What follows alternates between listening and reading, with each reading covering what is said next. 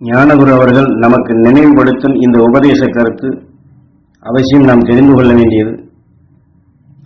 இதை சாதாரண நிலையில் பார்த்தால் ஒன்றும் பெரிதாக தெரியாது. ஆனால் தன் குடும்பம், தன் கணவன், தன் மனைவி, தன்னுடைய குழந்தை, தன்னுடைய சகோதரன், தன்னுடைய சகோதரி, தன்னுடைய தாய், தன்னுடைய தந்தை என்று நெருங்கி பழகியவர்கள் என்று எடுத்துக்கொண்டாலே வெளியில் இருப்பவர்களுக்கு நாம் ஒரு மாதிரியான பழக்க வழக்கங்களை செயல்படுத்துவோம். ஆனால் தன் குடும்பம், தன்னுடைய சொந்தம் என்று வரும்போது அதில் பெரிய சிக்கலை வரும் என்று சொல்லுகின்றார். ஏன்னா வெளியில் இருப்பவர்களுக்கு நாம் எளிதாக சொல்லிவிடுவோம். ஆனால் அடிக்கடி சந்திக்கும் பொழுது, அதாவது நம் குடும்பத்தை சார்ந்தவர்கள், நம் அருகிலே உள்ளவர்கள், கணவன், மனைவி, குழந்தை, சகோதர சகோதரிகள், தாய், தந்தை என்று உறவுமுறை வரும் பொழுது அடிக்கடி அவர்களை நாம் சந்திக்கின்றோம், அடிக்கடி அவர்கள் உறவாடுகின்றோம். அதிலே நாம் பல வெறுப்புகளையும் சந்தர்ப்பத்தில் எடுத்துக்கொள்கின்றோம். ஏனால் மற்றவர்களை நாம் எப்பொழுதாவது ஒரு முறைதான் சந்திக்கின்றோம் அல்லது அடிக்கடி சந்திப்பதில்லை. அந்த எப்பொழுதாவது சந்திக்கும் பொழுது வெறுப்பு நமக்குள் அங்கே அதிகமாக வளர்ந்திருப்பதில்லை அல்லது அவர்களை பற்றி தவறான உணர்வுகள் நமக்குள் பதிவாகி இருப்பதில்லை. ஆகையினால் நாம் பார்க்கும் அனைவரும் மகரிஷி சக்தி பெற வேண்டும், அவர்கள் மெய்ப்பொருள் காணும் திறன் பெற வேண்டும், அவர்கள் குடும்பமெல்லாம் நலம் பெற வேண்டும், அவர்கள் மகிழ்ந்து வாழ வேண்டும் என்ற உணர்வை நாம் பாய்ச்ச வேண்டியதான் தவம். இதுதான் உண்மையான நிலையில் ஞானிகள் நமக்கு சொன்னது. ஒவ்வொரு குடும்பத்திலும் இதை கையாண்டு பழக வேண்டும் என்று இதை மேற்கோள் காட்டிவிட்டு இது மற்றவர்களுக்கு நாம் சொல்லிவிடுவோம். ஆனால் தன் குடும்பத்திலே தன் கணவனுக்கு அந்த சக்தி கிடைக்க வேண்டும், தன் மனைவிக்கு அந்த சக்தி கிடைக்க வேண்டும், தன்னுடைய குழந்தைகளுக்கெல்லாம் அந்த மகரிஷி சக்தி கிடைக்க வேண்டும், தன்னுடைய சகோதர சகோதரிகளுக்கெல்லாம் அந்த சக்தி கிடைக்க வேண்டும், தன்னுடைய தாய் தந்தையருக்கு கிடைக்க வேண்டும், மாமனார் மாமியாருக்கு கிடைக்க வேண்டும், இதை போன்று சுற்றத்தார் அனைவருக்கும் கிடைக்க வேண்டும் என்று நம்முடன் அடிக்கடி பலவருக்கு இவ்வாறு நாம் நினைக்க வேண்டும் என்று எண்ணங்கள் தோன்றினால் ஒரு சிலருக்கு நாம் நினைப்பதற்கு நம்முடைய எண்ணங்கள் ஏற்றுக்கொள்வதில்லை. அந்த வெறுப்பு கொண்டு வரப்பட போகும்போது அது நமக்குள் தடை செய்யக்கூடிய உணர்வாக மாறிவிடுகிறது. அதைத்தான் இங்கே சுட்டிக்காட்டி யாம் கூட்டு குடும்ப தியானம் அமைக்க சொன்னதின் ஒவ்வொருவரும் வாரம் ஒரு முறையாவது குடும்பத்திலே இணைந்து தியானம் செய்ய சொன்ன முக்கியமான அம்சமே இதுதான். தெரிந்தோ தெரியாமலோ நாம் அடிக்கடி சந்திக்கும் பொழுது இந்த வெறுப்பை வளர்க்கின்றோம். வெறுப்பினால் பகையாகின்றது, பகையினால் நம்முடைய சொல் கடுமையாகின்றது. ஆக மற்றவர்களுக்கெல்லாம் சொல்லும் பொழுது சந்தோஷமாக அல்லது அன்புடன் நாம் சொல்லுவோம்.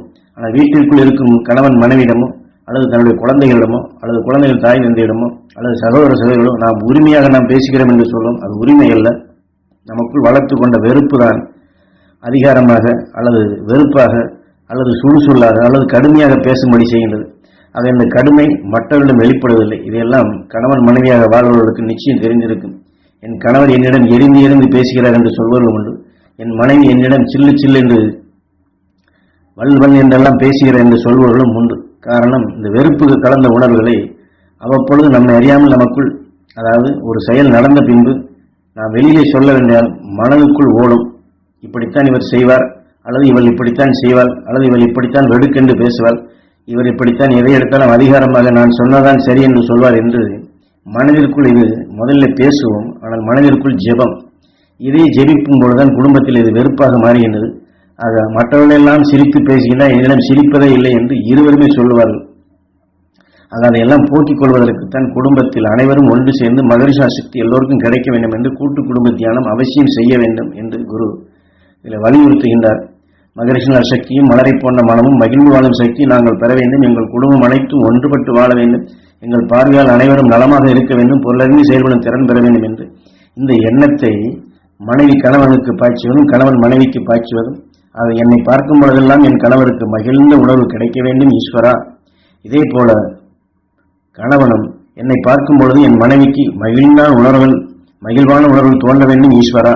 அதே போன்று கணவனும் என்னை என் மனைவி நினைக்கும் பொழுதெல்லாம் என்னுடைய நினைகள் அங்கே மகிழ்ச்சியூட்டக்கூடிய உணர்வாக வர வேண்டும் என்று கணவனும், இதே போன்று மனைவி என்னை நினைக்கும் பொழுதெல்லாம் என் கணவருக்கு மகிழ்ச்சியூட்டும் உணர்வு வளர வேண்டும் என்று இப்படி ஒருவருக்கொருவர், இது கணவன் மனைவிக்கு உதாரணம் சொன்னது கொண்டு இப்படி ஒவ்வொருவரும் என்னை பார்க்கும் பொழுது என்னை நினைக்கும் பொழுது அங்கே மகிழ்ச்சி தோன்ற வேண்டும் என்ற இந்த உணர்வுகளை நான் வளர்த்துக் கொண்டால் இது போன்ற பகைமையோ வெறுப்போ ஆத்திரமோ கோபமோ சுடுசொல்லோ கடுமையான வார்த்தைகளோ தகாத பேச்சுகளோ உணர்ச்சி வசப்படக்கூடிய நிலைகளோ இதையெல்லாம் நான் தடுத்து பழக வேண்டும். அதைத்தான் இங்கே கூட்டு குடும்ப தியானம் அவசியம் என்று சொல்லுகின்றனர். ஆக வெளியிலே சொல்லிவிடுவோம், வீட்டிற்குள் சொல்வது என்றால், வீட்டிற்குள் இந்த உணர்வு வருவதென்றால் சிலது கடினமாக இருக்கும். காரணம், நாம் வளர்த்துக் கொண்ட உணர்வு அது மாற்றாத நிலைதான். அதைத்தான் மாற்றி பழக வேண்டும் என்று இங்கே ஞாபகப்படுத்தி இந்த உபதேசத்தில் மிக முக்கியமாக இதிலே வலியுறுத்தி சொல்லுகின்றார். ஆக இது வளர்ந்தால் குடும்பத்திலே மகிழ்ச்சி வரும். தன்னிச்சையாக கணவன் மனைவி ஒன்றி வாழக்கூடிய நிலையில் வளர்ந்தால் இந்த குடும்பமே சொர்க்குலோகமாக மாறும், தெய்வீக குடும்பமாக மாறும். அதில் நம்முடைய பார்வையும் சரி, உலக மக்களுக்கும் இது தீமையில் அகற்றக்கூடிய சக்தியாக தெய்வீக குடும்பமாக ஒரு எடுத்துக்காட்டாக வளர முடியும். அது காரணம் இந்த மகிழ்ச்சியை வெளிப்படுத்திய சக்திகள் அனைத்துமே இங்கே சுழன்று கொண்டுள்ளது. அதை நாம் பெற முயற்சிக்க வேண்டும். அதாவது முயற்சிக்க வேண்டும் என்றால் சும்மா விளையாட்டுக்கு அல்ல, அந்த சக்தியை எடுத்து நம் குடும்பத்தில் படரச் செய்ய வேண்டும், பரவச் செய்ய வேண்டும், எல்லோருக்கும் பாய்ச்ச வேண்டும், எல்லோருக்கும் கிடைக்க செய்ய வேண்டும், எல்லோருக்கும் கிடைக்க வேண்டும் என்ற உணர்வை நமக்குள் வளர்த்துக் கொள்ள வேண்டும். காரணம் அந்த ரிஷிகள் ஞானிகள் எத்தனையோ பல லட்சம் ஆண்டுகளுக்கு முன்பு அவர்கள் வெளிப்படுத்தி உள்ளார்கள். அந்த அலைகள் இன்றும் சூரியனுடைய காந்த சக்தியால் கவரப்பட்டு இங்கே அணுக்களாக நமக்கு முன் பரவி கொண்டிருக்கின்றது. அது குருநாதர் காட்டிய வழியில் அதை கவர்ந்து ஒவ்வொருவரும் பெற வேண்டும், அதை நீங்கள் வளர்த்துக் கொள்ள வேண்டும் என்பதற்குத்தான் இங்கே இதை மீண்டும் மீண்டும் உங்களுக்கு ஞாபகப்படுத்துகின்றேன். அது அகஸ்தியரும் அவரை பின்பற்றிய வியாசகரும் மற்ற ஏனைய ரிஷிகளும் எடுத்த உணர்வு அனைத்துமே இங்கு மறைந்துள்ளது. அதை நமக்குள் விளைய வைத்தால் அதை பெருக்கும் நிலை வருகின்றது. அதை பெருக்கும் நிலை பெற்றால் நம் உடலில் இருக்கக்கூடிய அணுக்கள் அனைத்தும் ஒளியின் உணர்வாக மாறுகின்றது. அது ஒளியின் உணர்வாக உயிரோடு ஒன்றும் நிலை வருகின்றது. ஆக விண்ணை நோக்கி ஏங்கி நாம் தியானித்து அந்த மகிழ்ச்சியின் அருளை பருகி எல்லோருக்குள்ளும் இது பெருக வேண்டும் என்ற இந்த அலைகளை நாம் ஒவ்வொரு நாளும் ஒவ்வொரு நிமிடம் ஒவ்வொரு நொடிப்பொழுது இதை நாம் பரப்ப வேண்டும். இதற்கு முன் இந்த பழக்கம் இல்லை, இப்பொழுது இதை நாம் பழகி கொடுக்கின்றோம் என்று குரு நமக்கு ஞாபகப்படுத்தி இதை உங்களுக்குள் ஆழமாக பதிவு செய்கின்றோம். பல லட்சம் ஆண்டுகளுக்கு முன் வாழ்ந்த ரிஷிகள் ஞானிகள் வெளிப்படுத்தக்கூடிய சக்திகளை, வெளிப்பட்ட உணர்வுகளை இன்றும் வெளிப்படுத்தி கொண்டிருக்கின்றது. அன்றும் வெளிப்பட்ட உணர்வு இங்கே உள்ளது. அதை பெற வேண்டும், அதை வளர்க்க வேண்டும், தங்களுக்குள் வளர்த்து வர வேண்டும். ஒவ்வொருவரும் குடும்ப கூட்டு தியானங்கள் அமைத்து கணவன் மனைவி குழந்தைகளாக இல்லற வாழ்க்கையில் இருளினை அகற்றி பேரருள் பேரொழியாக ஒவ்வொரு குடும்பம் மகிழ்ச்சியூட்டும் நிலையில் வளர வேண்டும். தெய்வீக குடும்பமாக தெய்வீக பண்புகள் வளர்த்து ஒவ்வொருவரும் உலகுக்கு எடுத்துக்காட்டாக மெய்ஞானிகளாக வளர வேண்டும் என்பதை முக்கிய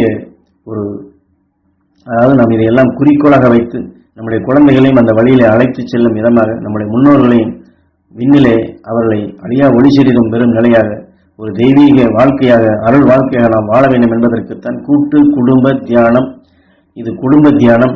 குடும்பத்தில் எல்லோருக்கும் நாம் அருள் வழியில் நல்வுணர்வுகளை பாய்ச்சி குடும்பம் என்பதை ஒரு கோவிலாக நாம் மாற்றும் நிலைகளுக்கு, அது மெய்ஞானத்தின் தன்மையாக நாம் சிந்தித்து செயல்படும் நிலைகளுக்கு ஒவ்வொருவரும் குடும்பத்தில் ஒவ்வொரு அங்கத்தினருமே இதை பின்பற்ற வேண்டும், இதை வளர்த்துக் கொள்ள வேண்டும் என்று நமக்கு இந்த உபதேசத்தின் வாயிலாக ஞானகுரு அவர்கள் ஞாபகப்படுத்துகின்றார்கள்.